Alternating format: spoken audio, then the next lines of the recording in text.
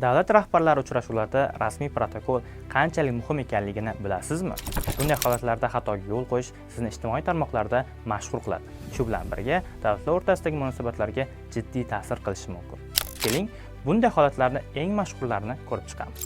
AQSh prezidenti Donald Tramp va Yaponiya bosh vaziri Shinzo Abe o'rtasidagi uchrashuvda Tramp Abe bilan uzoq va noqulay 19 soniyalik qo'l siqishdi. Bu protokol nuqtai nazaridan katta muhokamaga sabab bo'ldi. Trampning qo'l siqish uslubi uzoq, keskin va tajovuzkor bo'lib, diplomatik odob-axloq qoidalariga zid edi. Bu qo'l siqish Abeni qanday ahvolga solganini yuzdan ham bilsangiz bo'ladi.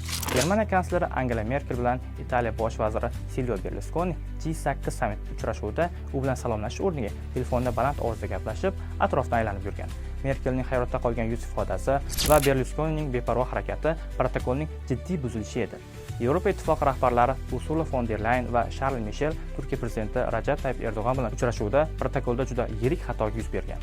Uchrashuv davomida von der Leyen uchun stul tayyorlanmagan. Natijada u divanga o'tirishga majbur bo'lgan. Bu gender tengligi masalasi va protokol xatosi sifatida katta muhokamaga sabab bo'lgan. Von der Leyenning noqulay yuz ifodasi va Erdo'g'onning beparvo munosabati katta jamoatchilik e'tiborini tortgan. Yaqinda mamlakatimizga tashrif buyurgan Rossiya tashqi ishlar vaziri Sergey Lavrovni kutib olish jarayoni ijtimoiy tarmoqlarda turlicha talqin qilindi.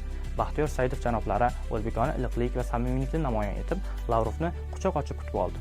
Biroq bu harakat diplomatik protokol doirasidan biroz chetlashgan bo'lishi mumkin. Lavrov janoblari esa ehtimol klassik diplomatik uslubni afzal bilganligi bois salomlashuvda quchoqlashishga nisbatan ixtiyoriy cheklov kiritdi. Bu holat ikki tomonning madaniy va diplomatik yondashuvlardagi farqlarni ko'rsatdi.